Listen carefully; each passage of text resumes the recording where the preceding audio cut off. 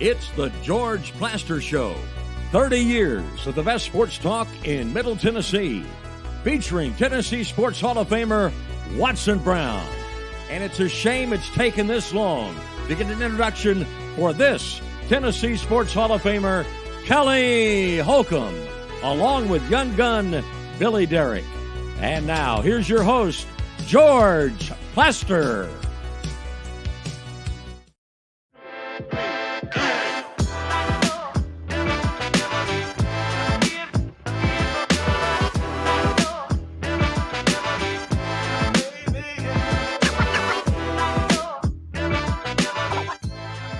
Hello again, everybody. Welcome in. It is, it's kind of wintry looking Friday here in Nashville, Tennessee. As you can tell, we are at our digs at the Ford Ice Center. Billy, if there's a way to back away for a second and let everybody know we have an absolutely packed house in here. There's a big group of hockey players, big tournament going on here. And so the Rugrat Fest of the little brothers and sisters watching the older brothers and sisters continues.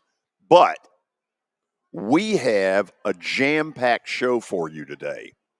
A lot of things going on. Basketball in the first hour with Mark Griffin.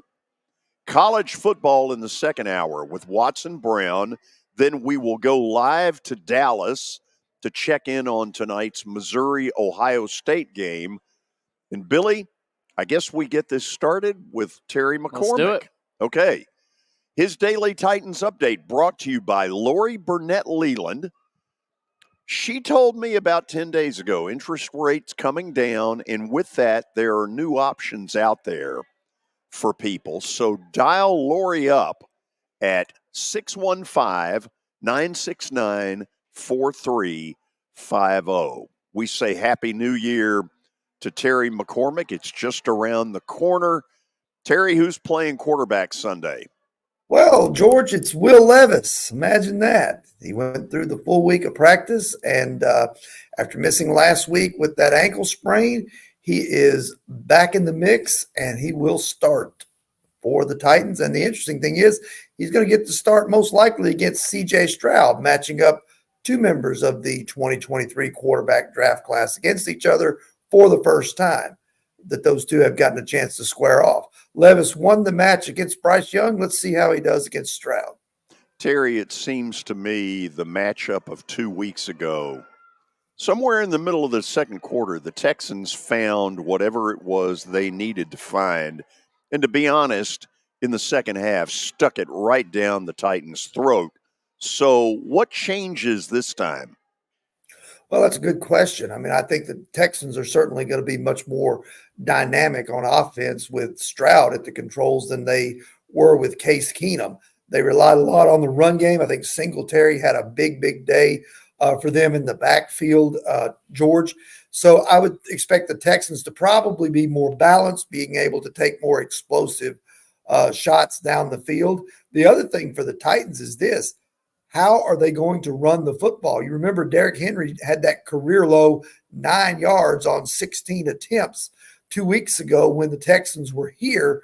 And the Titans, obviously, they're going to probably have to open it up and throw some with Levis trying to find DeAndre Hopkins and Treylon Burks, some of the people that he's got to throw to. But they've got to find a way to run the football better than they did the first time in that meeting, or else Levis will be a sitting duck back there knowing that it's an obvious passing situation if they can't run the ball and they're in second and long, third and long all day long.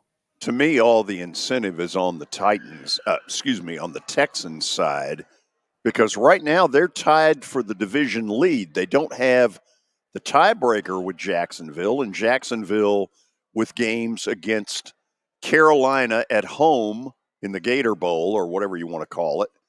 And then the Titans here next week, they've got the advantage. They do, except for the fact that they may not have Trevor Lawrence. And I was also, I think I read yesterday somewhere, maybe on NFL Network or on the crawler, that if the Texans win their final two games, they will make the playoffs. So I don't know if that would be as a division champion or if that would be as a wild card. But the Crawlers said that they would make the playoffs if they win this week and then win their season finale. I know what I think. D'Amico Ryans ought to be NFL Coach of the Year. Yep. He's right up there. You can certainly make a case for him. You can make a good case for Shane Steichen right here with the Colts as well, with what he's done with Gardner Minshew having to come in for Anthony Richardson.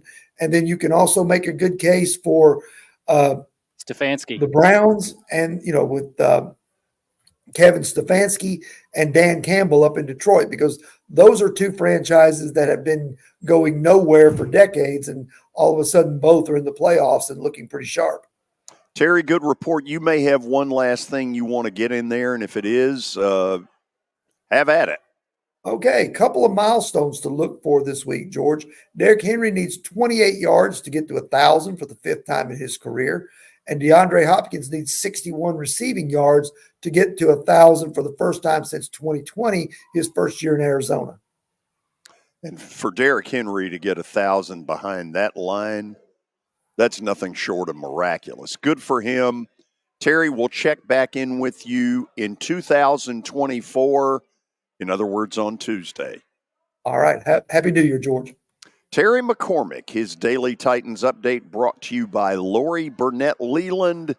With interest rates apparently going down some, there may be options you need to check out. So dial her up, 615-969-4350. Okay, as we sit here right now, a lot of crazy stuff going on in the Clemson-Kentucky game. Billy, what do you got? Well, Clemson just took a 27-21 lead, but as I'm speaking right now, Kentucky has retaken the lead at 28-27, just over 6 minutes to play in that one. So we'll be tracking that one. There's another one right now as well. Notre Dame and Oregon State, they're already in the second quarter, a few minutes until the half there in the Sun Bowl out west. So we've got a couple of games going on right now. 7-0, by the way, Notre Dame. Yeah. 3 minutes left in the first half if you're watching us live. Yes. If you're not, make up your own score. George, but yeah, that Kentucky-Clemson game has been a good one. Nashville kid Barryon Brown had a kickoff return for a touchdown. I think he had a receiving touchdown as well. Ray Davis, of course, has ran well, and Devin Leary has looked the best he's looked, I think, all season for Kentucky. You get that sometimes in bowl games. Kentucky has come up with a front four defensively. They did a number on Jack Plummer and Louisville at the end of the regular season when none of us thought they would win at Papa John's. And today they've gotten Caleb Klubnik at least 6 times, and it may be more since I'm not able to watch it now. Yeah, poor Klubnik has almost looked like a sitting duck. Clemson just had another big play, so I think we'll be hitting the over if it hasn't already been hit. It looks like it. Yeah, in the Gator Bowl down there. So we'll keep you all updated on that. We got 2 more today: Memphis and Iowa State at 2:30. So hearing about. Did I mention that I once was at Memphis? I think you did. Yeah. Thank you. So we got that one in the Liberty Bowl, and then tonight, good one: Missouri and Ohio State. 7:00 at AT&T Stadium. We'll have a live report. You are looking live. Everything's live today. Yeah. So that's the college football. We had some good ones last night, too. K-State beat NC State in the Pop-Tarts Bowl. That backup quarterback for K-State, Avery Johnson, looked pretty good. He's got some wheels. Yeah, K-State just keeps finding these good quarterbacks in that system. So I fell asleep with the Oklahoma game tied in the fourth quarter. What the hell happened? Well, Arizona had a 60, 70-yard pass play from Fafita. He rolled out and hit one of their really good receivers, Cowing, and they ended up pulling away. They got a sack late on Arnold and then scored again. So Arizona won that one, 38-24, going away. Jackson Arnold started for Oklahoma. I thought he looked pretty good. I mean, as good as once he settled down, he looked pretty good. And, it's a bowl game. It's his first chance. We're going to get a taste of this with Nico at Tennessee. How do you grade? What's the grading scale? You've got to shift the grading scale for a freshman quarterback. But he looked good, and Oklahoma, I think, is poised well in the SEC under him. What happens if Nico looks like he should have been in there a while ago? Well, I think their coaching staff is banking on that not happening. I mean, I'm sure they'd love to see it happen, but yeah, as it's Tennessee sort of fans mixed stuff Yeah. of what exactly is their staff rooting for. Yeah, but Iowa's defense is legit. Oh, So it's no question. Their offense, no, far from it. no. So that one's Monday, right? Yeah. So kind of the appetizer Year's Day. for the big games. So that's what happened yesterday. I got 4 more tomorrow, and then of course New Year's Day on Monday. But we had some NFL action last night, and I can't believe Joe Flacco, what he's done in Cleveland. He led the Browns to just their 3rd playoff berth since 1999. They beat the Jets 37-20, and that's their first postseason appearance since 2020. He threw 3 touchdown passes, and he's now thrown for more than 300 yards in every win during this 4-game winning streak. And I know all 4 games haven't been world beaters, but they've had to win these games to get into the playoffs, and what Flacco's done is unbelievable. He had people wide open enough I could have hit some of them. Yeah, it's true. The Jets defense did not show up. No, that's really the first time that Salah's defense has betrayed him. Yeah. They were awful. You get a quarterback like Flacco, no offense to Flacco, but he did come off his couch earlier this season. Or someone's couch. Someone's couch. But a really scary scene in the second quarter. Elijah Moore went down after suffering a head injury. Stefanski said this morning that he's home now and he's in concussion protocol. You just hate seeing those. I feel like that happens, every few weeks or so with a guy, and he was shaking on the ground. I don't know if you saw. It's kind of a scary scene. It was scary. It looks like he is doing better. So that's good to hear. Tomorrow night, Lions and Cowboys. Saturday Good night NFL game. Saturday night action for a Monday night game. Why? Don't ask me why. I don't know. You mean why? Why is that game on a Saturday night? Holiday. These schedules. Holiday schedule gets crazy. I mean, what is it with the NFL? You get God they're forbid, not going to have a pro game go up against the national playoff. So they're doing that Saturday instead of Monday night. Yes. Okay. So there's your answer. It's all about programming. I thought it was a good answer. Is that the real I mean, that's yeah, I think it is. Okay. It's ridiculous how it is all about programming, though. It's kind of crazy. Do we have a new leader in the clubhouse? We do. It looks like Clemson has just hit a field goal to make it a 30-28 ball game, and it hit the bottom. Oh, this game is nuts. Hit the bottom post and went in. 30-28. Clemson leads. Wow. Kentucky, and they're fired up down there. We still got time left in that one. Georgia, real quick, I know we got to get to Griff here. Oh, my goodness. Crazy. Did you see that? Yeah, I just saw it. Wild. Wow. NFL this weekend, 6 teams can clinch a playoff spot this weekend. You got the Jags. They can clinch an AFC South and playoff berth with a win over the Panthers, with a Colts loss to the Raiders, and a Texans loss to the Titans. These scenarios are nuts. The Chiefs can clinch. The Bills can clinch. All the Bills scenarios are crazy. They've got 14 different scenarios. To me, though, the AFC sure looks like, in 2 of the matchups, KC Buffalo, a 3 versus a 6 in the opening round. Yes. KC, the home team, but Buffalo's probably the favorite.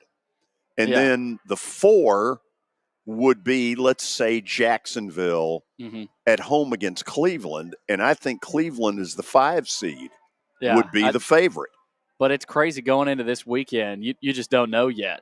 You've got 3 teams in the AFC that have clinched, of course, Ravens, Dolphins, and Browns.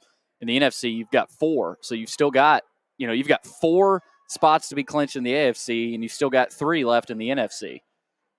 It's nuts. It's crazy. So we got a wild weekend coming up in the NFL. College basketball kind of calming down a little bit before conference play. We've got an interesting topic we'll get to with Griff about, some of the stock reports, I guess I'll call it, of nationally and within the SEC. The early semester grade. Yes. The fall break grade. Yeah. Locally, I think I saw Austin Peay plays Memphis. I think I saw that this weekend. And then Tennessee plays Norfolk State, Vanderbilt, and Dartmouth. So, you got some easier games, right before conference play. Yeah. So I'm sure we'll be previewing a lot of those conference games with Griff, but that's all I got, George. Okay, Mark Griffin will join us after the break, so stick around. We got a lot coming. It was the most horrible experience that any mother could ever go through. I knew that I needed to get help. My friend, she immediately said, "You need to call Bart Durham."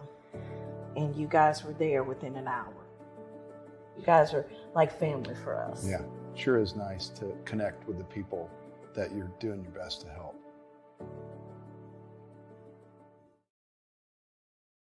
As the trusted premier custom home builder in Middle Tennessee, Donnelly Timmons has over 20 years of experience in the industry. Whether you're looking to build your dream home or renovate your current home, their team will ensure that every client and every remodel is unique, luxurious, and completed on time within budget. Founders Dustin Timmons and Joey Donnelly have over 25 years of construction experience in the Nashville area. Together, they have completed projects in Forest Hills, Oak Hill, Green Hills, Franklin, and Brentwood. Dustin and Joey believe that communication is the most important aspect of all construction projects. Therefore, they personally manage each project themselves and are involved in job site activities on a daily basis. Their commitment to quality and integrity has earned them an outstanding reputation among their clients. Contact them to set an appointment for a free consultation or to view some of their completed projects. Give them a call at 615-456-7983 or log on to DonnellyTimmons.com. I'm Watson Brown. I'm Kelly Holcomb. I'm Billy Derrick. We're the George Plaster Show.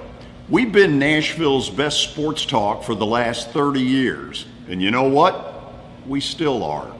Catch us live weekdays from 2 to 4 p.m. Central Time in Nashville on YouTube, Twitter, and Facebook.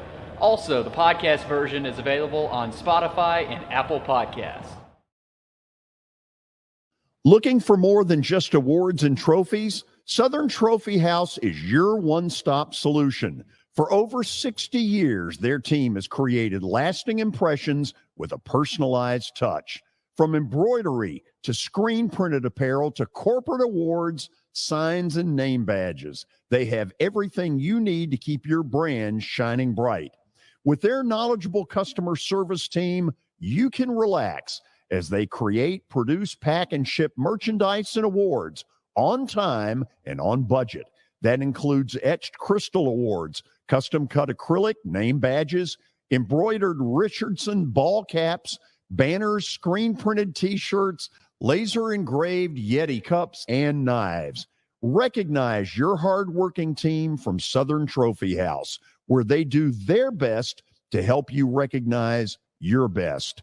Located at 2705 Nolensville Pike in Nashville, give them a holler, 615-256-7295.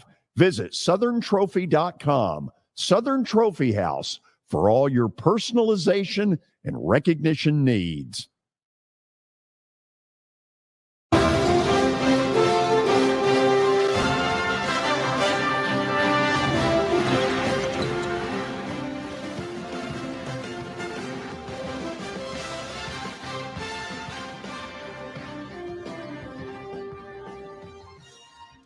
Okay, it looks like we've got another scoring change at the Gator Bowl. Yes, Kentucky right back at him, takes the lead over Clemson, 35-30, rushing touchdown for Ray Davis, 2.5 to play. Clemson's going to get one last crack at it, and a game that, to be honest, in the first half was a little dull. All of a sudden, it's gotten crazy. Yeah.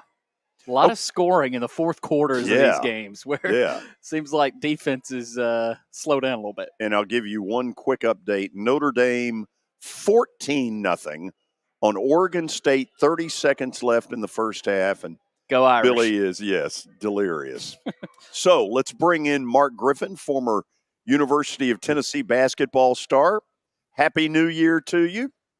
You too, George. Billy? Did you have a good Christmas? Oh, fantastic. Glad to Excellent. be back in Nashville, though, to take in all these football games and discuss basketball with you guys, get ready for the new year and all that it brings. So are you, people know you as a basketball fan. Do you watch a bunch of the bowl games? I select several games, George, to watch. I definitely will watch all the SEC games and be cheering for most of the SEC teams. Most. Yeah, most. We'll leave out, an elephant here or there. Really? Wow. A couple other teams of interest that has a great storyline. Sure. Okay. So hard to believe. It's not like basketball where, Griff keeps up with Gonzaga and Villanova and, certain basketball teams don't have football teams. I do that for him. I do that for him. Okay, so the way I understand it, because Mark put some real work into this, we're going to do some mid-semester superlatives, and I guess we're going to go with those first. Biggest surprise team nationally going into conference play? Yes, BYU. BYU. And you've got it. And Billy did such a great job here with the graphics, George, because I'm sure you didn't do this. Oh, I think you can. It's a codlock cinch.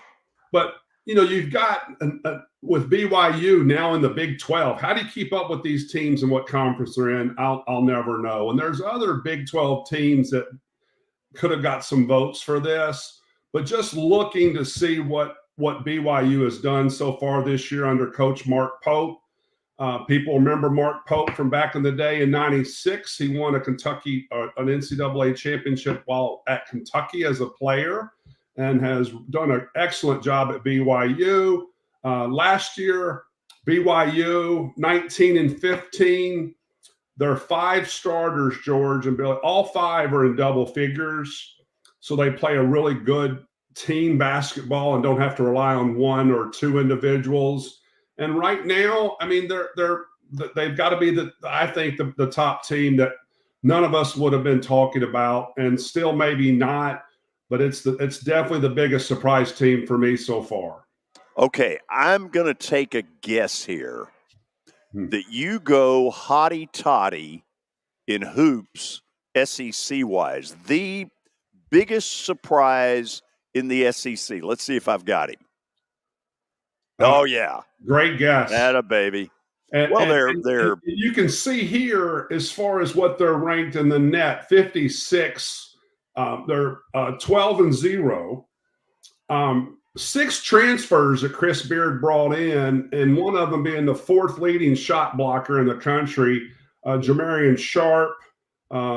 People in this area will remember Musa Cisse that played at Memphis, was also at Oklahoma State. Yeah. And now he's at Ole Miss, so they've got great inside presence. They stole a player from Auburn, Alan Flanagan, and a guy that just got eligible, Brandon Murray, that was at LSU and Georgetown. It's hard to keep up where these guys are playing, guys.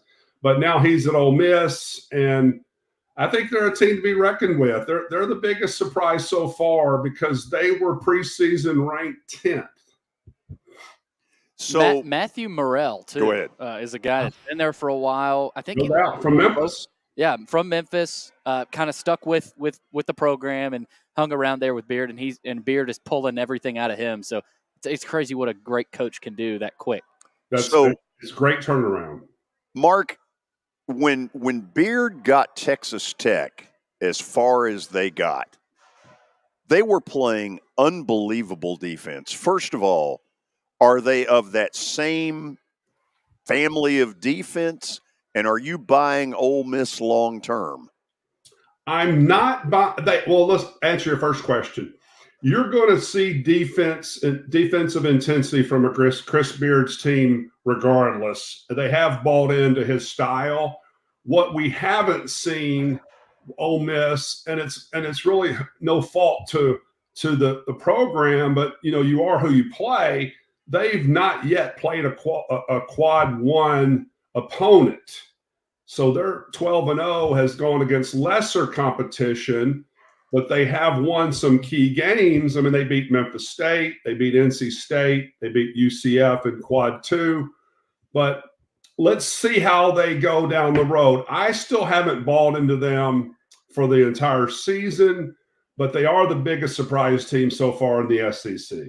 Okay, I'm going to get my Ouija board out on this one. I'm going to say that your biggest disappointment nationally is UCLA. Wow. Good guess. But there, you know what? There could be some debate for UCLA. They are definitely the most talked about team. The reason I selected Michigan State, because as you see here, their preseason rank, they were 4th in the country.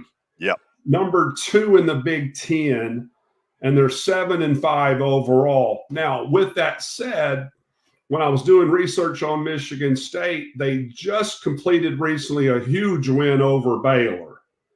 And that got people talking about, okay, are they coming around? So this is a team that can turn it around. And I can understand you, George, saying UCLA and others, but UCLA wasn't preseason ranked as high as Michigan State. No, I'm in agreement with yours. I haven't spent the time to go through this, so I'm just pulling things out of. I get it. But you know what? They're both worthy of being the biggest disappointment nationally. Okay, SEC disappointment only because you told me earlier. Let's call the Hogs. Yes. Now, George, you can come back and say Vanderbilt, but you got to look at expectations. Right. Arkansas was preseason ranked 3rd. Vanderbilt was not so highly rated within the conference. Preseason 14th, but yet they're 8-4 right now. Their net, as you see, is a 96. Now, what I see Coach Musselman having to deal with, once again, has 6 transfers that come in. Over time, you can find that chemistry. But right now, the games I've watched, I just don't see the chemistry there for this team to play together, to know each other's strengths and weaknesses moving forward, and their record shows. Now, they had a great win against Duke. They've had some good competition against, once again, Memphis State. They lost to them, and UNC, and also Oklahoma. So they've had some worthy opponents, but we just haven't seen them put it together right now with their overall 8-4 record. And as of right now, when you look at postseason being ranked 96 in the net, they're not going to get their name called on Selection Sunday as of today. Mark, explain to me and perhaps a viewing audience, how in the world did Vandy take Memphis to the wire where they have looked like crap against really bad teams and all of a sudden shows really good competition for their best moment? Yeah, and being on the road in a nasty environment in Memphis to boot, and with Coach Stackhouse getting the technical to boot.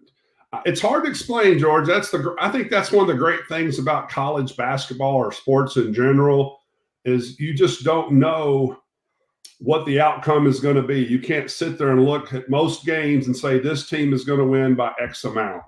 And Vanderbilt showed that on the road against Memphis. Give Penny Hardaway credit. I mean, I love David Jones, his transfer from Syracuse. And I know we'll start talking about some accolades that are midseason accolades, but this is a guy that's playing for All-American honors, getting his name mentioned because he's played so well under Penny and has flourished. So this gives Vanderbilt players some hope. You know, you hate to go down there to Memphis and lose, but you can gain a lot from a close loss, especially going into the conference play and a nasty environment that Memphis has. So maybe they can turn it around. I don't see it long term. I see them winning, not many games within the conference, but I'm glad to see them compete, and I hope that they do have some upsets during this SEC battle.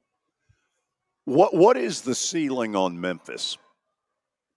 The ceiling on Memphis is I mean, when they play their conference play, they're not going to have many quad one games that they'll be playing. I think you'll see a lot of blowouts, but Penny and the staff have stepped it up as far as pre-conference opponents. I mean, you've heard me mention their names several times playing against top teams. So they've not backed down at all as far as their opponents. And Penny brought in, once again, a lot of transfers. But it seems like they're playing at ease and playing hard. And Penny has a lot of pride with his defensive scheme, and I think that's going to go a long way. So kudos to Coach Hardaway so far. Ceiling, George, I mean, I could see them getting to the at least Sweet 16.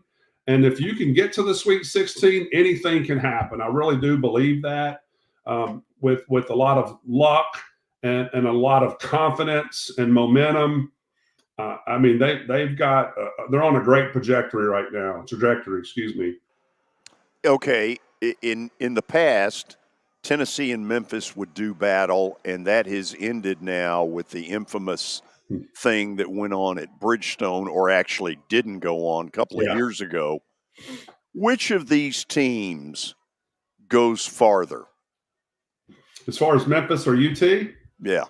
I think UT goes further. Once again, I laid down my criteria that I know I didn't come up with it, but when you've got great guard play in the sense of a go-to scorer with Dalton Connect, you've got steady, in-your-face defense, and you've got good free throw shooting, I think you've got a shot, whatever team that you're looking at, that you're following, and Tennessee has that. I think Memphis has that as well. They have the go-to player. They've got so far good free throw shooting, and they're well known for their defense. So it'll be fun to watch. I will be definitely supporting Coach Hardaway as long as we're not playing UT moving forward. And once again, I think you're going to see a lot of blowouts in their conference play because it's not a great conference basketball-wise overall.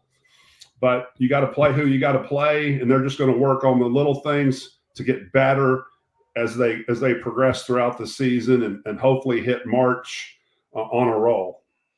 Billy, do we have a need for the breaking news sounder, weak as it may be? Yes. I don't have it quite ready. Really? But Clemson has taken a 38-35 lead over Kentucky, 17 seconds to play. Neither one of them played a lick of defense. No, they keep turning the ball over. Yeah, from the middle of the third quarter on, Kentucky's defense disappeared. Tons of turnovers too, guys. I was watching that, preparing for your show, and lots of turnovers back to back to back. Yeah, just messy, sloppy football in a lot of these bowl games, really. I'm surprised, though. Kentucky's defense was rock solid against Louisville. They sat Klubnik. As I left home, they already had 6 quarterback sacks.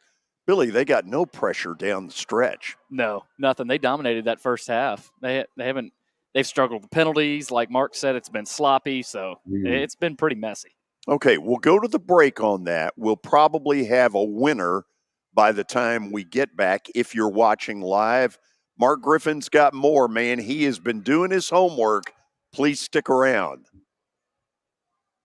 Forget the fact that Sir Speedy Music City is owned by my BGA classmate James Warren. Their work stands on its own merit. James and his staff do incredible work, as evidenced by the huge banners at the Plaster and Friends Celebrity Bowling Night. If you're looking for quality to help your marketing and business communications, and you want it at a reasonable price, these are your folks. Call them at 615-832-9511 or go to print at sirspeedymusiccity.com. And be sure to tell them Plaz sent you.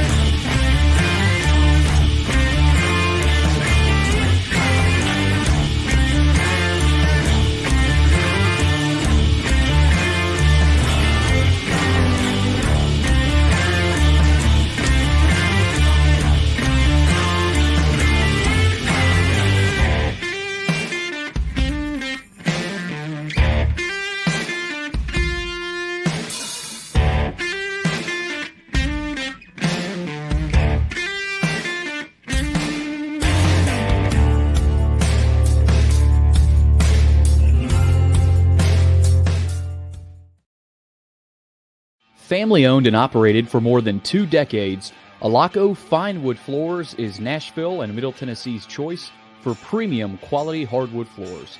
Since 1995, Jimmy Alaco and his army of employees have embodied the approach of taking pride in one's craft and providing superior customer service, growing from a one-man shop to a team of 23 professionals who share the founder's passion for quality craftsmanship and customer satisfaction. If you are interested in contacting them, you can find their headquarters at 2505 Winford Avenue in Berry Hill, or give them a call at 615-356-0303. Again, that's 615-356-0303, or log on to alacofinewoodfloors.com. Alaco Fine Wood Floors, serving Middle Tennessee's hardwood flooring needs since 1995. Over the years, more men have started to seek help for hormone deficiencies and imbalances, and Dr. Jeffrey Lodge and wife Daphne, along with their experienced staff, give men the treatment required to improve their quality of life, improve your immune system, energy level, cognitive function, and more. There's no better time to achieve a healthy lifestyle. What are you waiting for? Give Cool Springs MD a call today for an appointment at 615-486-3458, or visit the website coolspringsmd.com. For over 35 years, Wilson Bank & Trust has been committed to providing customized banking solutions to help individuals, families, and businesses in Tennessee achieve their goals. As your full-service community bank, we are proud to offer loans with competitive rates, local decision-making, and fast, friendly service from our experienced lenders. No matter where you are on your financial journey, Wilson Bank & Trust is ready to help you take the next step. Visit your nearest Wilson Bank & Trust office or online at wilsonbank.com to get started today. Member FDIC, Equal Housing Lender.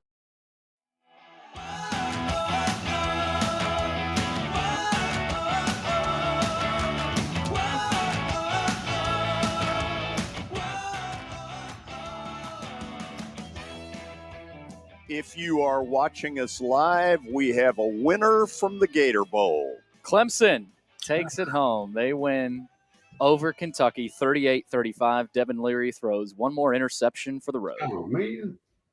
Yeah. You don't always get what you pay for in the transfer portal with quarterbacks. No, I would give him C. Very average. Very average. Okay, Mark Griffin is anything but average. He talks to us every Friday from now through the end of the college basketball season. Mark, it was interesting. You put out there that you wanted to show us through 24/7 Sports the mid-semester All-Americans, and unfortunately there has been a huge dropout, if that's what you want to call it. Yeah. Well, I mean, you're right, and I don't know if we have a graphic or not, but there were several guys. Do we have that, Billy, or no? We've got the 4 guys. I mean, we can go in order. Go ahead and put the 4, and we'll explain the 5th in a minute. Okay, yeah. Zach Edey, I mean, what can you say? He's defending National Player of the Year, 24 points a game, 3rd in the country. He's 10th in rebounds. What's interesting about him is 7'4". Now, I'm always looking for little things. He shoots 76% from the free throw line. I mean, when's the last 7-footer that you knew shot greater than 75%? I can't think of one, and that'd be worth looking up for some people. And also never shot a 3-point shot. So you think at least get up one. I'd argue Luke Cornett potentially at Vanderbilt. I know it was kind of later. Is he 7? Is he 7? True 7? Oh, he's a 7'1", I think. Yeah, he was kind of a late bloomer. That's just one that came to mind. Okay, we've all seen Edey, and there's no question that there's a lot of talent there. Do you project him as a good NBA player? Well, I take that a step further, George. I did a little research, and some of the pundits that look in this area have him going as early as late first round to the NBA. So these NBA executives and scouts do see a place for him in the NBA. Personally, I wonder where there's a fit because of the way the game has changed. Right. to a 3-point shooting contest, and you just don't see the ball going inside as much to a big. And once again, Edey's shot 0 3-pointers. So I don't see how he's going to fit. But then again, I'm not a paid executive working for the Knicks or any other NBA team. I wish him success. I think he's great for the college basketball game. Fun to watch, especially when everyone just has 3 or 4 guys around him, and he's just hoping to kick it out to a guard who could shoot. So he's really fun to watch, and wish him continued success. But isn't that really the downfall of Purdue is, yeah, it sounds good, but the guards never hit the big shot. Yeah, that's. I mean, scouting reports out that you're going to double down. Your guards are going to sink in anytime the ball's thrown into the post to Edey, so it makes it difficult for him to turn around with a jump hook shot and hope that he throws the ball back out to an open space, and you just take your risk that the guards aren't going to knock down shots. But if your guards are on point, like Lawyer was against UT, the result was Purdue won because he got hot. But how many great shooters does Purdue have as far as their perimeter? How consistent? That's going to determine, I think, how far Purdue really goes in the tournament. Yeah. So Duke's got another one that is really good. And how good can this kid be? Man, watching him live, George, he seems one that just has gotten better. Yes. Each game, that the game is considered slowing down for him. And he's a 7-foot player who moves like he's 6'5". And he's a terrible matchup defensively. It's who are you going to put on him? If you put a shorter player on him, he's going to post or shoot over them. You put a big guy on him, he blows by because he can handle the ball with both hands. I love watching him play, George and Billy. He's just really fun. NBA executives have him as high as a lottery pick to mid-first round right now, and I think his stock is just going to continue to rise. Okay, let's go out to Kansas, where you give me one name. Yeah. Is it possible Hunter Dickinson it was sort of a 6-1 half dozen the other? It's this surprised me when I read this. Was I knew about Kevin McCullough, when he played at Texas Tech and was known as a great defensive player. And then I looked up his stats, and I'm like, he's averaging over 20 points a game. Now, who's left out? Let's just go ahead and go to that. Is Hunter Dickinson. And it's like, okay, I would think he's the most valuable player on the team, because without Hunter Dickinson, what is Kansas' record right now? Well, he gets him a lot of easy points inside with that half hook. No doubt. And then you could thought a trivia question right now. When's the last season that you had 2 players from the same team that made first team All-American? So, but Hunter's not on this list right now. Now, will he be at the end of the season? I really think he will, and maybe both of them will be. But good, kudos to Kevin, because he's really made a great transition from when he transferred from Texas Tech a couple years ago. Well, and I think that shows you with Dickinson how good of a team player he can be and how well he fits in that self system. He doesn't seem like a me guy to where he's got to be the dude, that scores. So I think that has helped too, and kind of opened things up for McCullough. But it's interesting, Mark, hearing Self talk about his team. He's got four really good players. He needs, the bench and kind of that 5th guy to show up, 6th, 7th guy. I think if they want to take the next step, he's talked a lot about that. Yeah, and that's the concern for Kansas. You a lot of times people buy in on programs because of their name, Kansas, Bill Self. But what Kansas doesn't have is a deep bench. And I think this is a team that I don't think, I know I'm talking early, it makes it to the Final Four, even with 2 potential first-team All-Americans, because you don't have depth. And you've got to have depth. And once again, great guard play in the tournament. And I don't see Kansas as that's being one of their strengths right now or moving forward, but yet they have tons of talent, one of the greatest coaches in college basketball. The 4th one on here is a football school. Clemson, by way of their win over Kentucky in the Gator Bowl. I have not seen this kid enough. Yeah. I was fortunate years ago, George, to be an assistant coach with EAB, and we got to play against PJ Hall, and I was really impressed with this guy.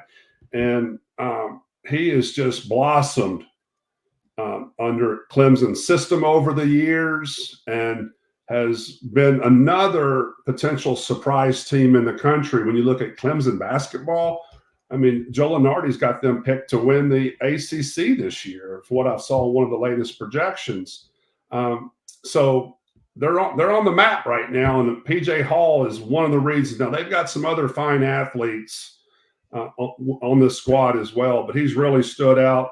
And with PJ, he's averaging over 20 points a game and 14th in the country. He's 20.8 points per game. 14th in the country, could go left or right, big guys, 6'10", senior. He's got a lot of tools, and he's being looked at in the NBA as far as the draft in late second round right now, but working his way up. Isn't it interesting that here you've got UConn, and by the way, Dan Hurley has played all comers anytime, anywhere. The only team they haven't played is the Lakers. So far, tough non-conference, but nobody on that list. Yeah, nobody on the list, but they'll have several guys that will reach the NBA that they have without going into detail. All the players, they've got a big injury right now with their big as well. That's going to be out 3 to 4 weeks. But when I saw UConn play, I was scratching my head thinking, man, this is one of the best teams I've seen all year. Then they turn around and lost the next game. So you just never know, George and Billy. And we talked about that earlier. You just got to get on a roll, a lot of momentum. Hope that you don't have major injuries and just play consistent. Mark, until somebody knocks them out, though, aren't they basically the one you got to shoot at? No doubt. I think they are the team that everyone's looking up at right now, regardless of what they're ranked right now. I mean, rankings are fluid, but when you look at coaching ability, momentum, talent level, chemistry plays a huge part. Knowing your roles on a team that is not talked about enough. You can have great athletes, and we can talk about Duke's team last year. Probably had the most athletic team in the country, but yet you put them up against the Tennessee squad in the tournament, and Tennessee pushed them around like kids. And then you got all these, and they've got returning talent right now, but no one's really talking about Duke, but yet they've got 3 or 4 first-round draft picks for this upcoming draft. So talent alone is not going to win. You've got to have other factors come into play. That's what makes the game exciting, George. Okay, we got some football stuff to get to real quickly. Clemson rallied to beat Kentucky at the buzzer, 38-35 in the Gator Bowl. Notre Dame leads at halftime 14-0 over Oregon State in the Tony the Tiger Sun Bowl. Yes. Yeah, good to have Tony the Tiger with us. And Memphis in a home game in the Liberty Bowl, up 6-0 early on Iowa State and driving. Yeah, Memphis looks good so far. Yeah. With the all white with the come on, the blue tiger stripes. I like well, that. you know why? They're not the home team. Yeah. Oh, so Iowa State. Look. Okay. Iowa State's the one with the colors. I'm glad Memphis is playing at home, though. They're good for them. It's not the home team. I'm glad they're playing in their backyard. It's been hard to tell. Iowa State normally travels very well. I'd like to see. I saw a little bit of the crowd shot. Yeah. It looks a little sparse. I don't think the weather's great down there right now. Oh, I think it's exactly what we've got. Yeah, I mean, what is Cold. it? 35, wind chill. Chilly. Yeah. Raw. Okay, let's spend about 5 minutes on the SEC. Give me your thoughts on Kentucky, because on certain nights they're up here, and then every once in a while they're down here, and I don't know what to think. Most upside in the conference, I feel. If they put it together, they're a Final Four team. When you look at the talent of recruiting. We say this every year about Calipari's team, but I think this year's the best mix Calipari's had, because he's got veterans, he's got great freshmen, and not all of his freshmen All-Americans are starting, but are playing a role. It's hard to keep everybody happy, but winning helps. He's had tons of transfers. Once again, I think I said last week or week before, 10 or 11 new players on the team this year. So people are just learning where these guys are from, much less their style of play. I think that if you're going to get to Kentucky, you need to get to them early conference, which scares me towards the end of a conference, because I know that the last weekend of SEC play, Tennessee plays Kentucky in Knoxville. Ooh. Could it come down to that game, hopefully, for the SEC regular season title? I'm leaning towards right now Kentucky winning the SEC over the Volunteers, because I just think that this is the best situation that Calipari is in for his players. And I love the Reeves kid. They got the transfer from West Virginia, and his name just passes me, excuse me. I think his first name's Trey. And he's a fantastic player. They've got some veterans, they've got some youth, and I just think they're going to go a long way. I really do. We don't hear a lot of Texas A&M basketball up here, but everybody keeps telling me they're pretty close to this level. Yeah, they are if Wade Taylor, the fourth, plays well. If you can get to Wade Taylor, Texas A&M has looked subpar and have been beaten badly. But the thing is, he's so talented, you don't get to him much. But on the other side of that, or in addition to that, they're such a veteran team. They return, I want to say, 3 or 4 key players from their team last year that played a big role. They've got great athletes, great quickness, an enthusiastic coach. I think a chip on their shoulder. But you're right. We don't hear a lot about Texas A&M. The Wade Taylor, was selected, preseason SEC Player of the Year. Mm-hmm. So, I mean, he's definitely known, but people still don't talk about him as much as he deserves credit. So it'll be interesting to follow them, George. But I think they'll be in the top 4. And what's important, as you know, in the SEC is your goal. If you can be in the top 4, you don't have to play that. You get your double bye. And that's going to be valuable for teams really battling for the top 4 seeds going into SEC play here in Nashville in mid-March. Griff, Mizzou is a team that is so interesting this year, especially last year with what Dennis Gates was able to do. They're 7-5 right now, lost their last 3, and it's not like they've played. I mean, they've played some good teams, but they've struggled here early on. Is that a case of they've brought in some JUCO guys, some transfers that they, like a lot of other teams, are kind of waiting to mesh together?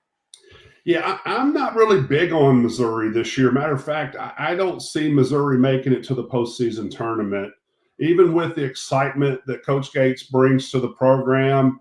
I think overachieving of talent as far as how they played last year.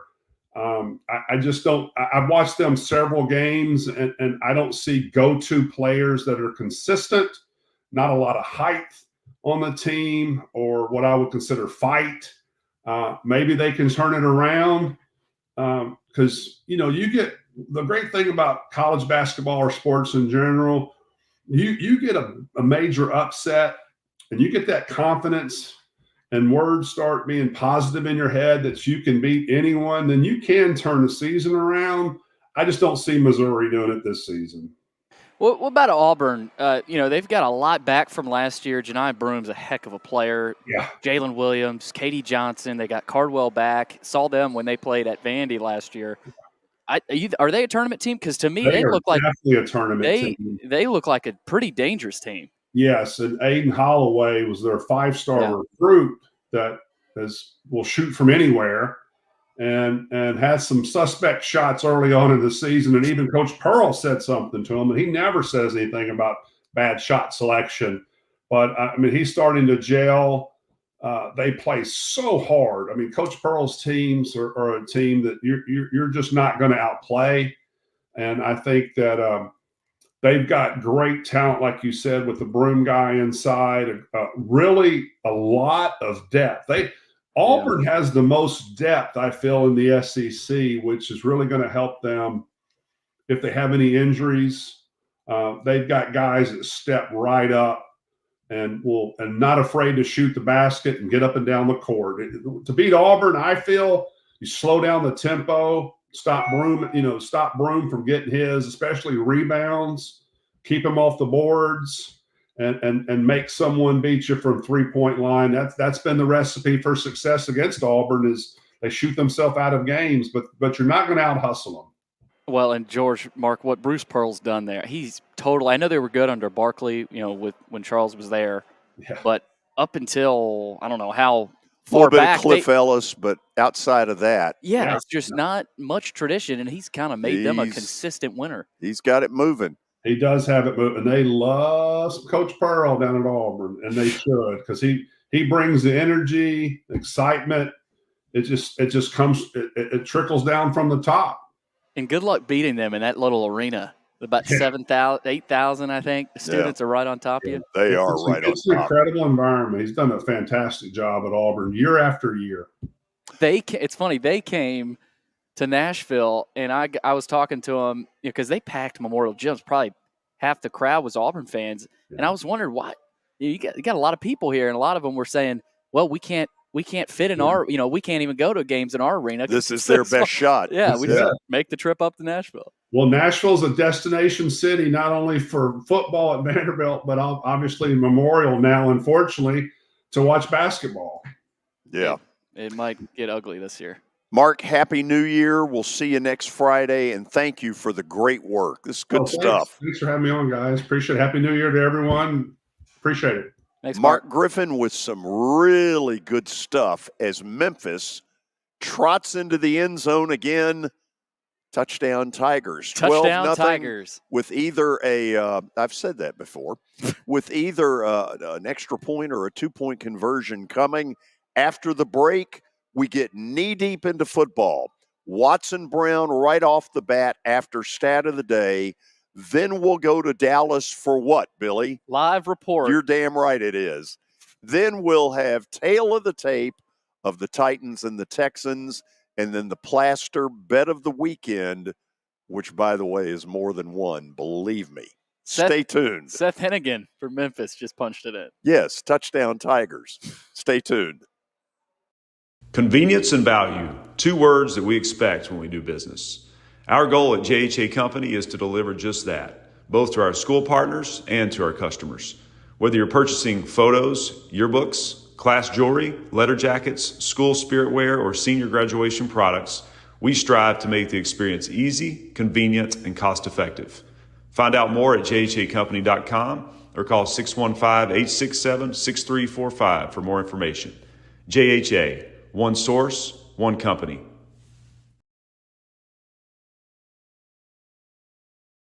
You were in a crash. Yeah. Your kids were in the car with you. We're very lucky to even be telling this story to you. Nikki treated us like family, and she was very caring and loving, and I'm just so grateful for that. She was somebody I could trust, and being a veteran, that's so important to me. My kids are going to have a better life now because I don't have to worry about those expenses that we were out. Your family has really created a legacy of trust, and I would recommend you to anyone. Venture Express has been helping people in this area for more than 40 years. They're headquartered in Murfreesboro with over 30 years of dedicated fleets involving production, manufacturing, and corrugated experiences. They're an asset-based company with over 700 tractors, 4,000 trailers, and 800 drivers. If you need their help, dial them up 615-793-9500 or log on to ventureexpress.com. Star Physical Therapy was established in 1997 with one great mission: to serve. If you're hurting, don't wait to receive physical therapy. You don't need a referral to see their physical therapist, and early morning and evening appointments are available. Make the call to 615-673-1420 and get rid of that pain. Star Physical Therapy, the official health provider of Football Friday. All right, I'm here with my buddy Chip Ward from Lincoln Home Loans. And Chip, it's football season, and it feels like it's moving season every time of the year, especially here in Nashville. Tell us about your business, Chip, and kind of introduce people to who you are and what you do here in the Nashville area. Well, you're exactly right, Billy. It is definitely moving season, as it is most times, especially right here after Labor Day. Kids are back in school, and people are starting to think they want to get settled in before the holidays. And so what we are doing is right now we are getting a lot of people pre-approved for home loans. Inventory has ticked up a little bit. You know, it has been down, but it's rebounding a little bit. And right now is a good time to buy. Chip, real quick before I let you go, tell people how they can reach you. And if someone is interested in your business, how would they reach out to you? Well, sure. At Lincoln Home Loans, you can reach me at 615-500-7579. My URL for my application page is chipward.net, and my email address is simply chip@chipward.net. And so I'd love to hear from anybody. I can answer any questions about the whole home buying and financing process.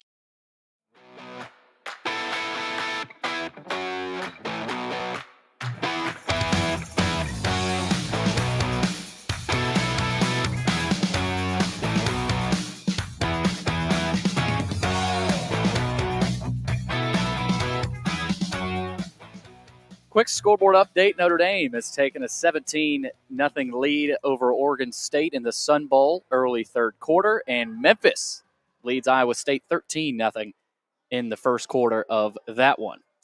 All right, let's get to Stat of the Day, brought to you by John English Antique Sports and Cards. You can find them out in Shelbyville. They're open during the week, Tuesday through Friday from noon to 5, and Saturdays from 10 a.m. to 5. Give them a call, 931-492-4304. All right, let's see what Matthew's got cooked up today. Last night, Oklahoma appeared in a bowl game for the 25th straight season. Who is the only school with a longer active bowl streak than Oklahoma? So 25 years would go back to 98. Yep. Oklahoma. Oklahoma okay. is in the question. Duh. Let's think this one through for a minute. You have the option of phoning a friend as well. Phoning a friend. Because we've got Watson on the line. Well, okay, Bama did not go to a bowl in Nick Saban's first year when UL Monroe got them. Yeah. But you know what? Something tells me they did. Okay, bring him up. Watson, who is it? I don't know. I think Alabama Clemson have been to 19 straight or something. How many was it? 25. What's the record? 25. It might be Alabama Clemson. Okay, I don't think it is, but I know they've been to about that many in a row because they said it on TV today. So. Would Michigan have Michigan, Ohio State? Oh, it's man. an SEC school. It's an SEC school. Ooh. Is it Georgia? What the hell? Let's go with Georgia. Let's go with Georgia. It's the Dogs. That was a helpful hint. Watson, I remember Watson always getting them after my hint, especially if it's a college football one. Nothing has changed. Yeah. So well, I had a little help on that one. Yeah. He did say SEC. I'm not sure we'd have picked Georgia. No. But good stuff. Okay, so Watson Brown joins us to start the 3 o'clock hour. We got a lot of stuff to get to By the way, Trevor Lawrence has been ruled out Yes. for Sunday's game against the Carolina Panthers. That just came over the ticker. So, Watson, I got a question for you. What you got, bud? So I'm sitting there watching A&M when I got home from the hockey game, and Marcel Reed from Nashville looked unbelievable. How in the world, given their quarterback issues, did the previous regime never go to him? There's a lot of things the previous regime must not have done because they're not there anymore. So I'd say that's probably a list of 10 or more questions they might ask. That'd be one of them. Although they signed a hell of a contract. Yeah, they did. The talent level on that A&M team, George, but the one thing you learn in the business, and I'm watching these bowl games, it'll come same thing as said. If you don't have that bona fide guy playing quarterback, you're not winning big. Not in the game today. It's not happening. And you look at these bowl games. The only games that have been fun to watch have been the ones that both quarterbacks are playing in it. If the backup is playing in the game, it hasn't been any good. And so other than Southern Cal, that kid went nuts. But quarterback is so important. And if you don't have a guy that can get the ball to different people, it ain't going to matter how good your talent is. And I think coaches are finally starting to learn that if there's one guy we better have, we're going to win big, and that's QB. So part of the reason I asked that, Watson, in recent weeks, I had heard Marcel Reed's name linked to Vandy. Clearly not happy with the lack of playing time that he had been getting. So I'm guessing that Elko's staff says to Marcel Reed, hold the phone here. We really like what we saw. Yeah, and George, I've heard that a lot of their players are leaving because they weren't paid. Isn't that amazing? Good Lord. It's amazing to me now that kind of stuff is coming into play. But that the money had stopped coming and they weren't getting paid, and all of them were upset about it. And now that may not be true. That is big time rumor. I'm calling it a rumor as I say it. Right. But I have heard that. And if that is true, that doesn't surprise me because I can remember a couple of years ago when this broke, I told you that was where we talked. Both of us said it, that this will be the next thing to go down. Somebody gets upset, don't pay, then the player's upset because he's not getting paid, and all crap will break loose. And if that's the case, here we go. So let's keep going with a bunch of college football talk. What level of shot do you give Missouri tonight against Ohio State? A lot. I give them a good shot because Ohio State's quarterback's not there. And anything can happen. The guy backup may come in and play lights out, but that's a 2 out of 10 shot from what I've been watching these backups when they're playing. And I think Missouri's got a good shot, and believe me, they will be the motivated team. I think it's going to be harder for Ohio State to get motivated to play than it is Missouri. So, okay, with that in mind, let me toss this out here because here's something I see.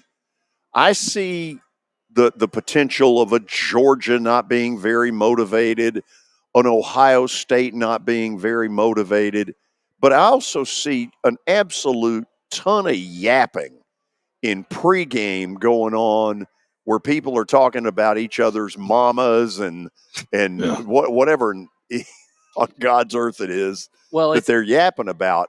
Does that tend to create some incentive where maybe it hadn't been there going in?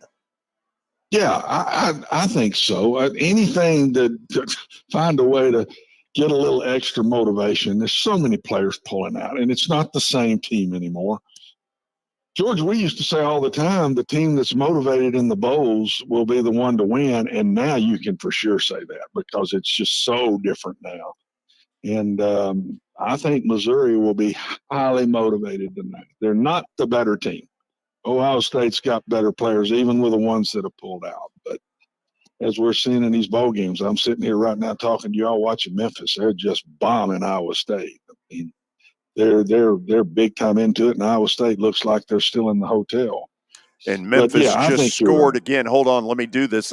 I didn't get to do this enough when I was down there. Touchdown Tigers, 20-0. There you go, big fella. How about Does that it? bring back a memory or two? It does. It does. Yeah, I'll too. And bring then back a memory or two. And then I would say this is the Memphis State Tiger Football Network. Yeah, and then you got to do one where you lost to the Vanderbilt Commodores one night. We did. We were up 17-0 on you guys. I thought it was 21-0. It would have been 17. 17, and then you scored 27 unanswered. And then on Monday, I spoke to a Memphis State booster group, and a guy yelled out, "You were for Vandy." I wouldn't say that, but it didn't bother you that bad that we won. Oh, I don't know. I won't go that far. I mean, you were a Memphis Tiger at that point. That was a tough. That was one I didn't enjoy doing. Well, and you had two friends coaching on both sides of the ball. Two head coaches that night. Yes, so I did. I love Charlie Bailey. You weren't. Charlie Bailey's a great guy, but no, you weren't going to lose that night. He told me in my interview for the job. I'll never forget this, Watson. He said, "So you're from Vanderbilt?" "Yes, sir." "And Vanderbilt's in the SEC?" "Yes, sir." And he said, "So is Kentucky?" "Yes, sir." And I'm thinking, where the hell's this going? He goes, "When Fran Kersey gets fired, that's where I'm going." Charlie. Oh, he was thinking about Coach Bailey. He was tell you what he thought now. He was a piece of work. Yeah, that does not surprise me at all that he said that. At all. So what kind of odds do you give Ole Miss tomorrow against Penn State? I think they'll win the game. I just don't think Penn State's going to score a bunch of points. It'll be a lower scoring game. Ole Miss is not going to score like they do against the Ole Miss through the year. If you watched them close, the real good defenses they struggled against. So I don't think they're going to go up and down the field, but I think they're going to win the game. I pick them. I just think Penn State struggles with points, period.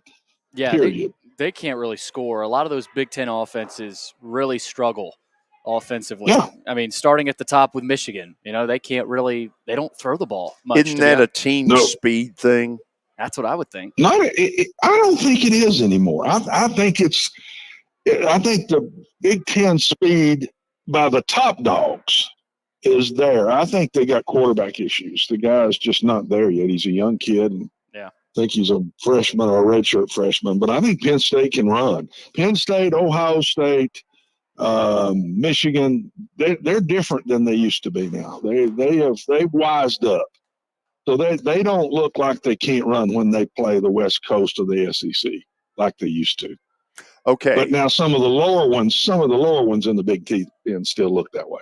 I'm going to ask this for my team guru who said, not trying to distract from the topic, but I'm a Mizzou student. And by the way, we're going to Dallas live in a few minutes. You give them a really good shot tonight, don't you? Me? Yeah. Absolutely. Missouri's got playmakers. Missouri has got a quarterback that has made plays at critical times all year long. I just think he's going to do it again tonight, and it's a backup quarterback against a starter. And I know Missouri is excited about playing Ohio State. I don't know how Ohio State is after losing to Michigan, but I know Missouri is excited about playing Ohio State. Ohio State hasn't even sold 2/3 of their ticket allotment for this game. Missouri might have about 80% of the fans in that stadium too. Yeah, and you can see why. I'm sorry. Look at my brother's game. West Virginia had 95% of the people in the stands, and Mac had about 5%, and they're playing in the state of North Carolina. It's excitement. It's where they are within the year and what has happened so far. And that's why I don't think Ohio State showed. They don't beat Michigan. They're not going to show. I mean, they're just not. Let's go to the two that won't have this issue, the playoff games. Everybody has sort of written off Washington mentally. But, Watson, I think that's a huge mistake. Penix is for real. George, I'm picking Washington. They just find ways to win. They've been in so many close games. They've been behind so many times.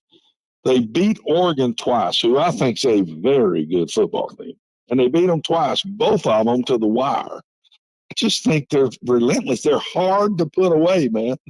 And Texas has not had to fight every week like Washington seems to have. I think the Pac-12 might have been the best league this year of all of them, right there with the SEC. But I think it's very close. And so I think they're tested. They're confident because they won every one of those tests. And believe me, that means something. And that quarterback, Penix, he just finds ways. He finds ways to do it. Don't you dare count out Washington against Texas.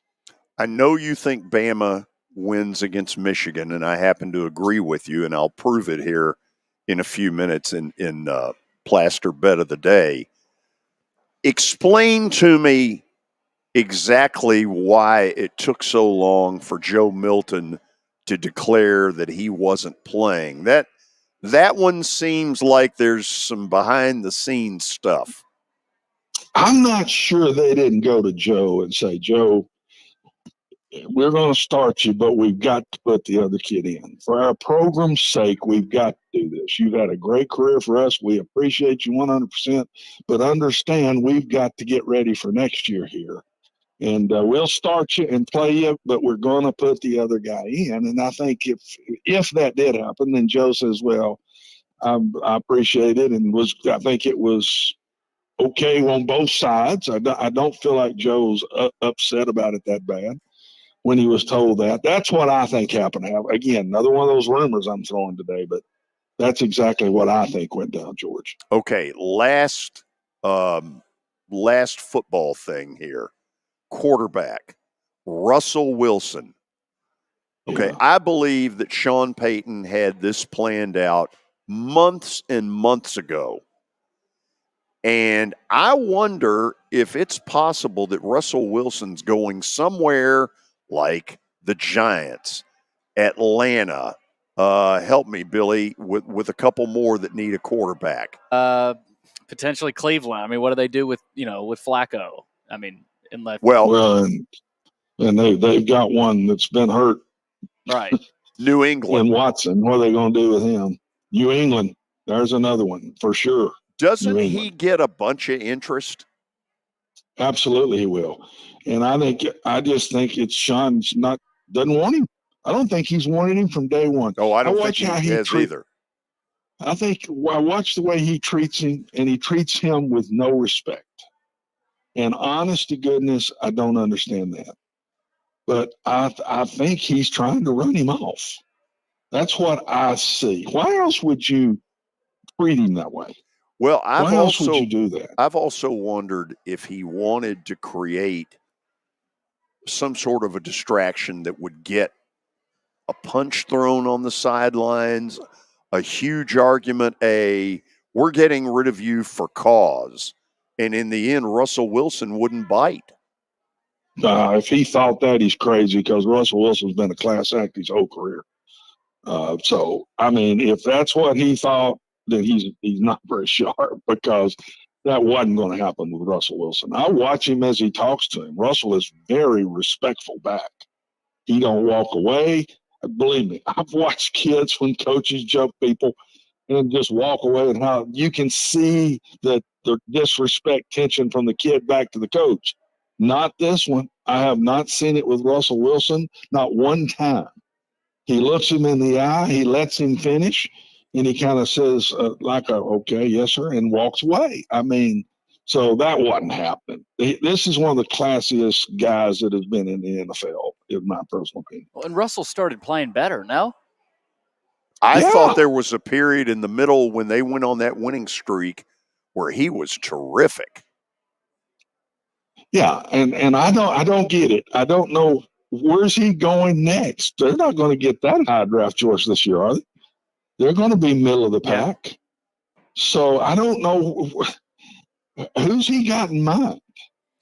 If you have I mean, they said today, I was listening to some show this morning, I think it was, and they're saying that Peyton's upset that he wants to kiss too many babies and all of that instead of just being a football player. And the other guy sitting there said, how do you think the guy he had with the Saints all those years was? I mean, for God's sakes, there's another class act that played and won a Super Bowl with the Saints for I just, some reason from the start, George, I agree with you 100%. This started in preseason. Oh, sure it did. I mean, he has been after him since the day he took the job.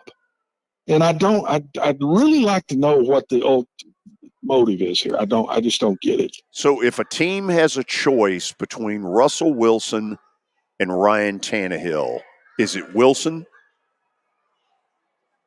Yeah, it is to me. I mean, just on proven they're about the same age, and just on what Russell Wilson has done through his career.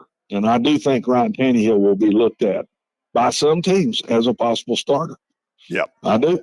I think that's exactly, they're not going to just bring him in as a backup. Somebody's going to take him, and they've got a quarterback on their team, and they're going to take him to come in, just like happened when he came from Miami to the Titans. Come in and beat this guy out for us. And he did. Watson, you were good to do all this. Happy New Year to you and your family. And we'll probably talk, I don't know, sometime next week. Yeah, hit me early. And Happy New Year, guys. Always fun to be on with you. It's always an honor. Happy New Year, Watson. It's on our end. Thank you. Okay, buddy. Okay, after the break, we'll get you a bowl scoreboard update, new developments from the Liberty Bowl, and then we'll go down to Dallas, where Jerry World hosts an interesting deal tonight. Missouri as the underdog against, on paper, the disinterested Ohio State Buckeyes. We'll check in and get you a live update. Stay tuned. It was the most horrible experience that any mother could ever go through. I knew that I needed to get help. My friend, she immediately said, you need to call Bart Durham. And you guys were there within an hour. You guys are like family for us. Yeah, sure is nice to connect with the people that you're doing your best to help. As the trusted premier custom home builder in Middle Tennessee, Donnelly Timmons has over 20 years of experience in the industry. Whether you're looking to build your dream home or renovate your current home, their team will ensure that every client and every remodel is unique, luxurious, and completed on time within budget. Founders Dustin Timmons and Joey Donnelly have over 25 years of construction experience in the Nashville area. Together, they have completed projects in Forest Hills, Oak Hill, Green Hills, Franklin, and Brentwood. Dustin and Joey believe that communication is the most important aspect of all construction projects. Therefore, they personally manage each project themselves and are involved in job site activities on a daily basis.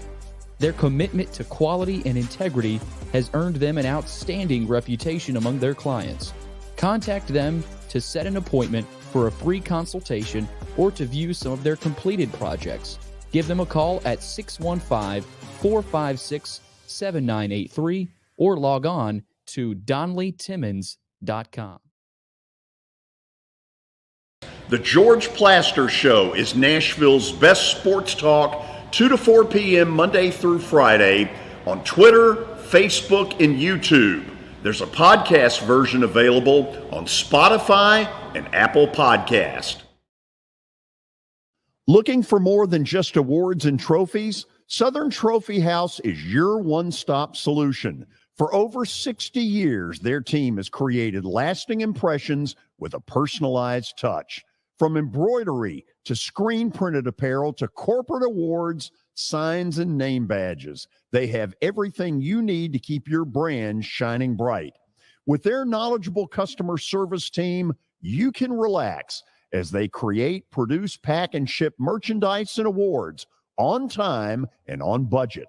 That includes etched crystal awards, custom-cut acrylic, name badges, embroidered Richardson ball caps, banners, screen-printed T-shirts, laser-engraved Yeti cups, and knives.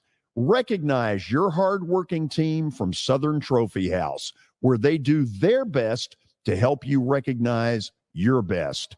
Located at 2705 Nolensville Pike in Nashville, give them a holler, 615-256-7295. Visit southerntrophy.com. Southern Trophy House, for all your personalization and recognition needs.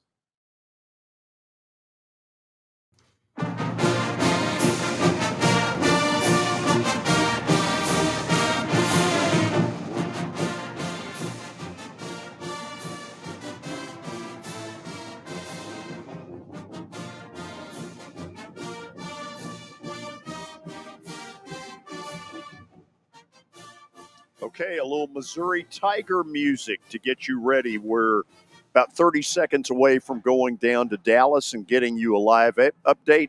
Billy, what's going on in the other games?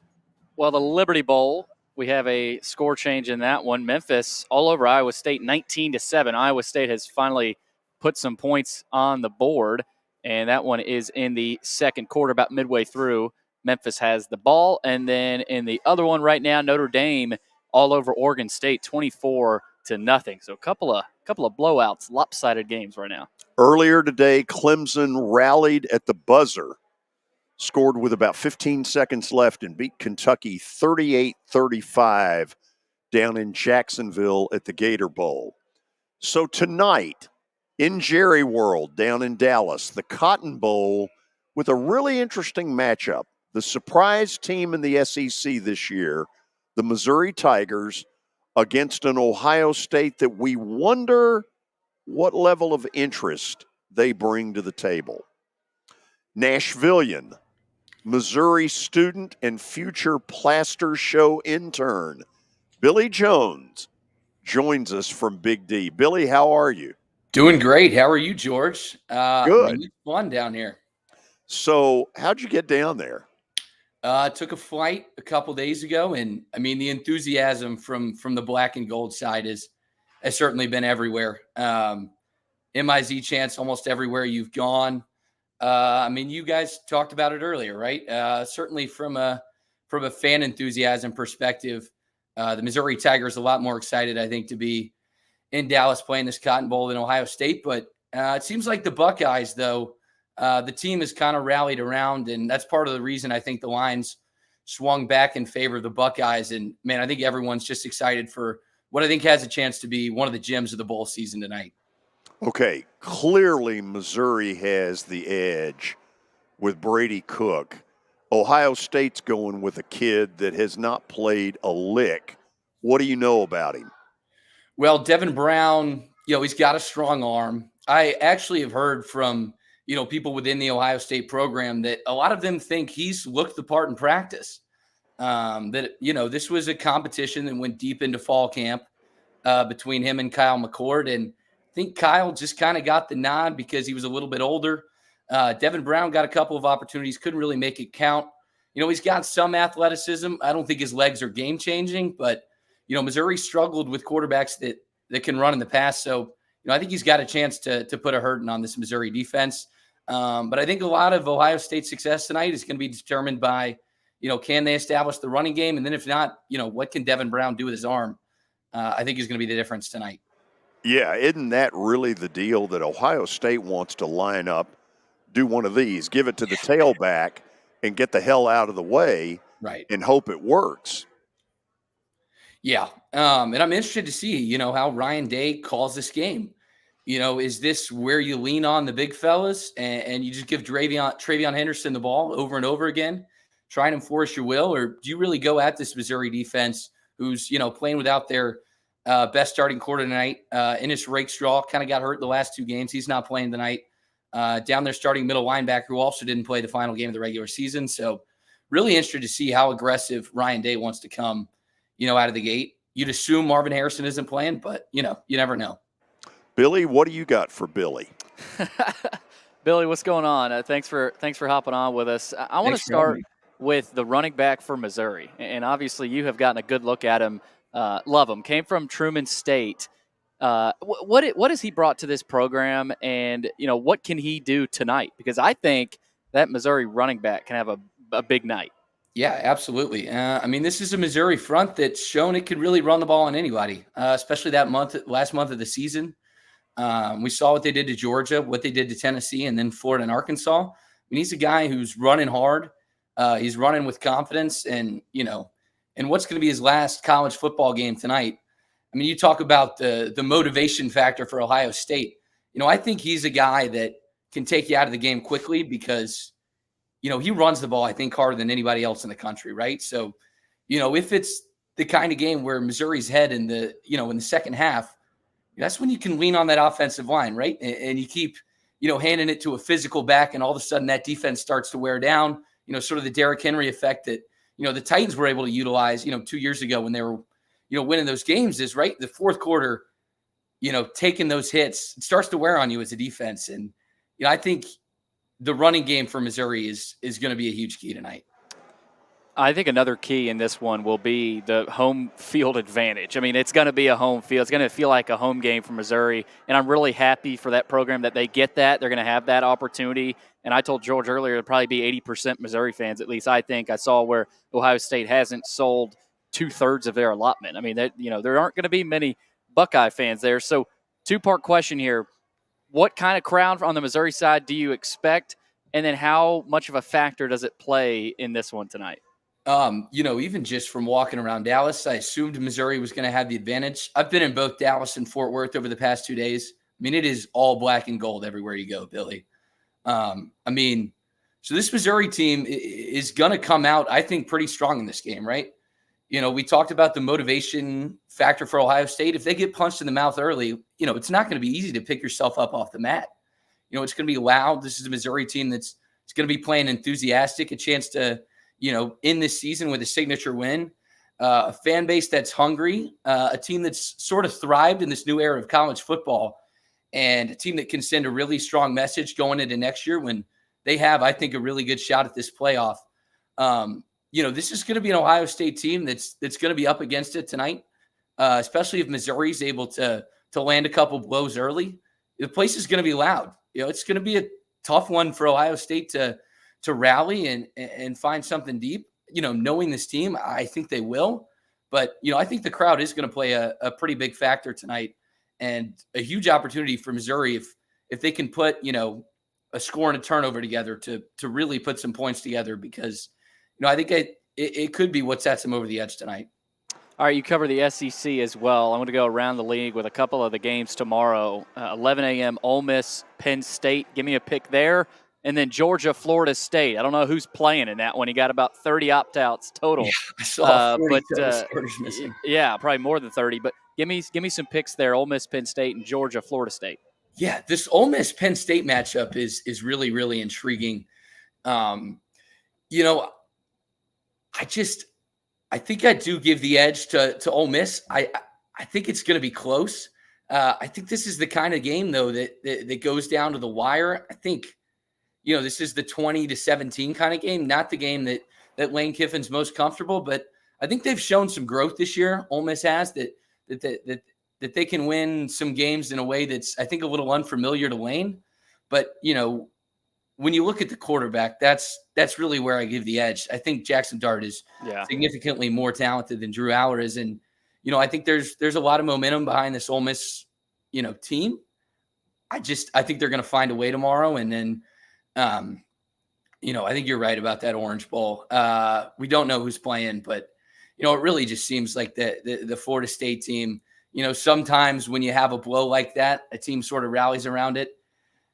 They kind of haven't. The motto all year, though, has been finished for Florida State. I think they make that game a little bit closer than most people think, but I think Georgia wins it pretty comfortably in the end. Okay, so you've never been in Jerry World, correct? That's correct. So I haven't either, but I've been outside of it. Get there early to take a look at this place, because I'm told it is ridiculous how cool it is, but also the Rangers' new stadium is right next door to the Cowboys Stadium, the home of the Cotton Bowl.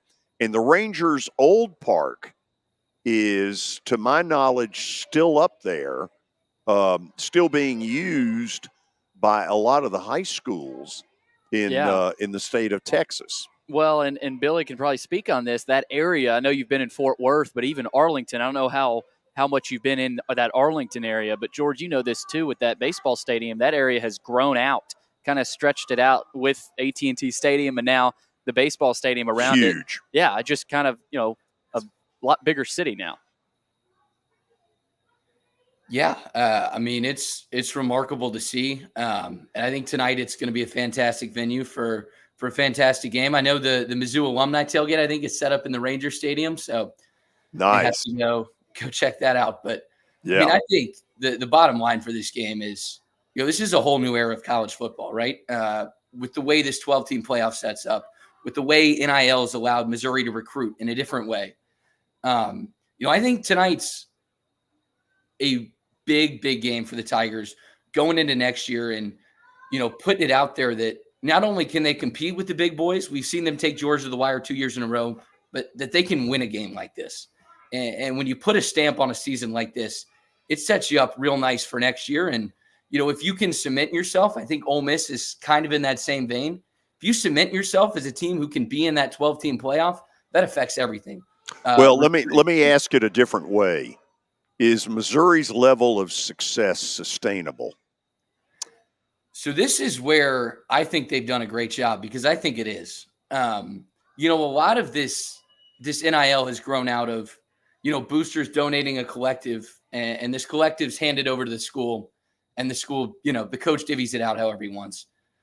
Missouri, I think, has been really smart in this aspect because they've relied on the idea that they can create value for in-state players. Guys like Luther Burden have signed deals with Emo's Pizza, which is a St. Louis staple, and Waneri's doing the same thing in KC, who's the number 1 rated edge player. Missouri is not only signing in-state players, but creating value for them. And I think that's a much more sustainable line of thinking than just, throwing money at these players, because you're telling in-state guys, you can be one of 10 5-stars at Alabama, but when you're an in-state guy who stays home in Missouri, you are a much more marketable brand, can make a lot more money. And, that's where I think the success is sustainable. Luther Burden has his own potato chips, George. That's where Missouri. I mean, look. They're pretty tasty. If you're that good, why not? Yeah. But he's right about Coach Drink. He's done a great job in the portal already and kind of combining momentum with late in the season and a bowl berth. And I never thought Coach Drink would have Missouri to this point. It's pretty incredible. Billy, enjoy tonight. It'll be one you won't forget for a long time. Yeah, let's hope it's a positive remembrance. We'll see, though. I'm excited. Appreciate you doing this. Nashvilleian, University of Missouri student and future plaster intern Billy Jones joining us from Big D. Guess what now, Billy? Oh, the old bets of the weekend? No, not yet. We have tail of the tape. Oh, that's right. Yes. We got to talk Titans. Yeah, by the way, scoreboard update. Iowa has kicked a field goal. Iowa State has. Iowa. They're battling back. 19-10. Yep. Memphis. About 6 minutes left in the second quarter. It would behoove Memphis to get an answer before the end of the half. 24-0 Notre Dame over Oregon State about 4 minutes into the fourth quarter. And earlier today, Clemson rallied in the final seconds in the Gator Bowl and beat Kentucky 38-35. Okay, we ready for tail of the tape? Yes, we are. Okay. So the one I'm going to get right, I say this every week, is the home field. That's the one that's guaranteed. It's not often in the Derrick Henry era that I give the running game advantage to the other team. But you know what? Houston stuffed it up the Titans' butt from the middle of the second quarter on 2 weeks ago. And if they do that again, it'll be advantage Texans. They did. But I'll say, Terry mentioned it, Derrick's got a milestone at stake. So I wonder how that factors in. I don't think Derrick Henry is a huge me guy, and but you got to believe that might be in the back of his head to kind of make something of this season and this game. Well, God knows he deserves that. Yeah. The passing game with C.J. Stroud now scheduled to play. The thing that we didn't see in game one about Stroud is that when he is right, he will take broken plays and, like a John Elway used to do, turn them into a positive. Yep. You got to give them the check mark there. Defensively, even though that's been the least of the Titans' worries, check marks got to go to the Texans of what we saw 2 weeks ago. I say the kicking game is dead even. So what are the intangibles? Well, for the Texans, it's playoff and division title. They are tied right now with Jacksonville and Indianapolis. Jacksonville holds the tiebreakers, but word has gotten out that Trevor Lawrence will not play Sunday in their home game against Carolina. Battleground Academy grad C.J. Beathard will be on the Kroger hot seat. Good for him. I'm happy for Beathard. He's done well in his opportunities, but tough break for the Jags, definitely. So pride on the line. Obviously, old Oiler and Texan feelings in Houston. Does that show up on Sunday? I don't know.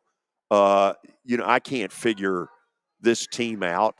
I certainly didn't see them winning in Miami. None of you did either, if you're truthful about it. So let's go to the final score.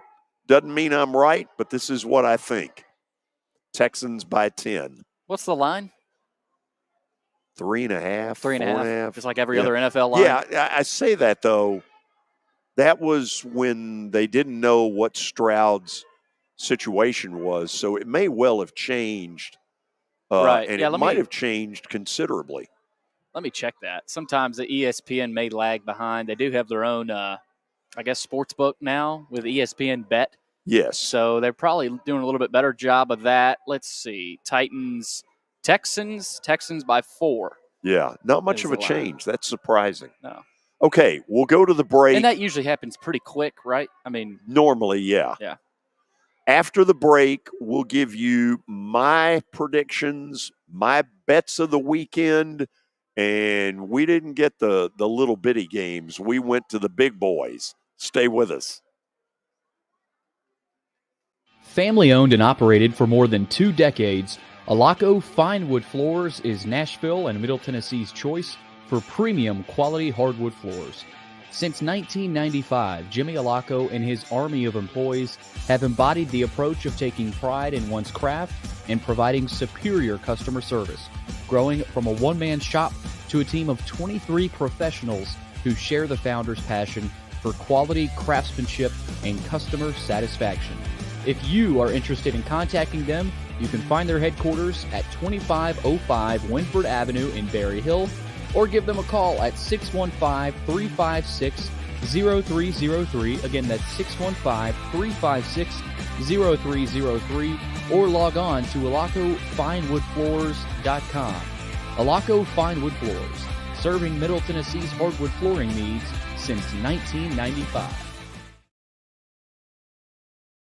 You were in a crash. Yeah. Your kids were in the car with you. We're very lucky to even be telling this story to you. Nikki treated us like family, and she was very caring and loving, and I'm just so grateful for that. She was somebody I could trust, and being a veteran, that's so important to me. My kids are going to have a better life now because I don't have to worry about those expenses that we were out.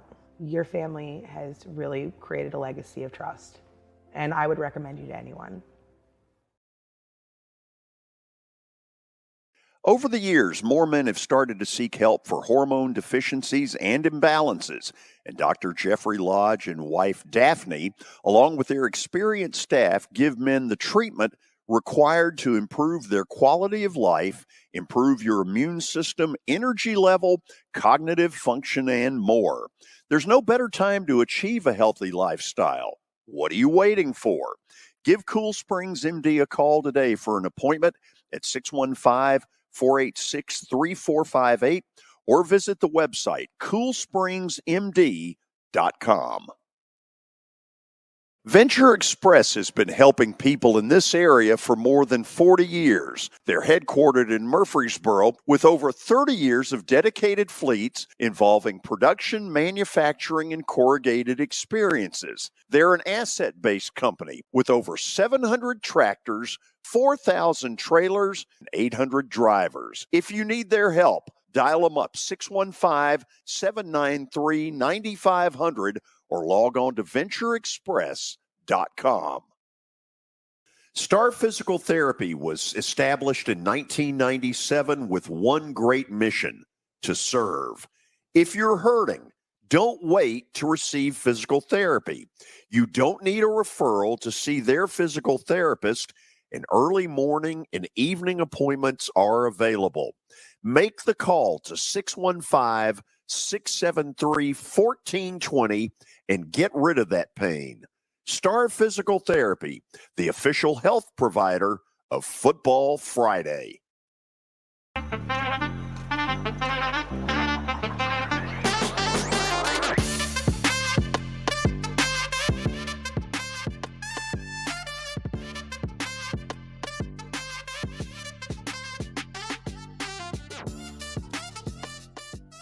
Bowl season scoreboard update.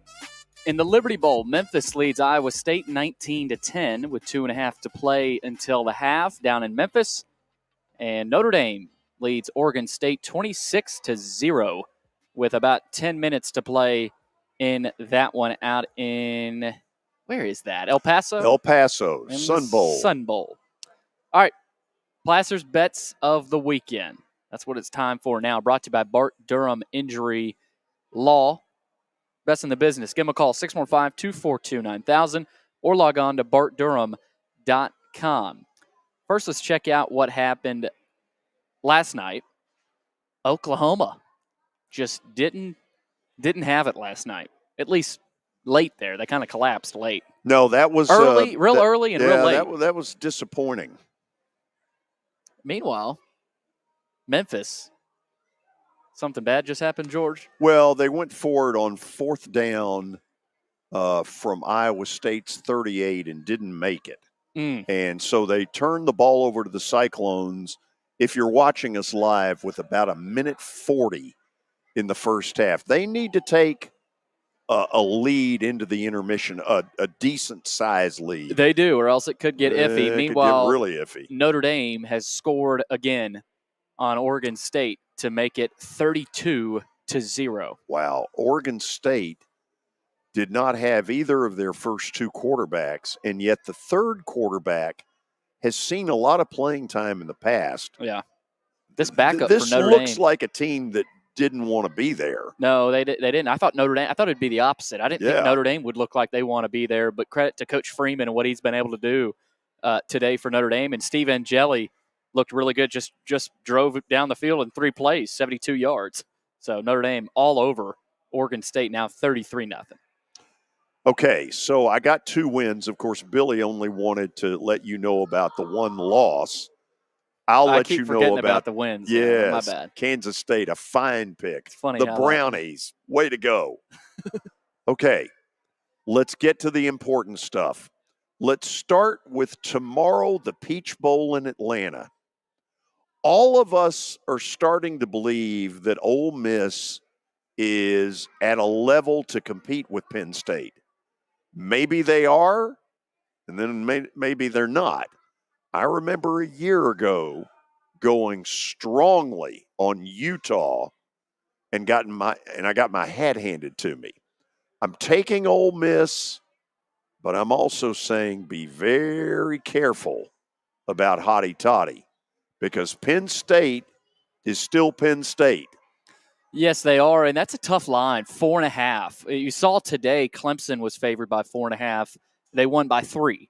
So I think this is going to be close. It's just a matter of, I think, does Penn State's offense show up? You know, we know Ole Miss, they're going to score. They're going to, they're going to put up some points.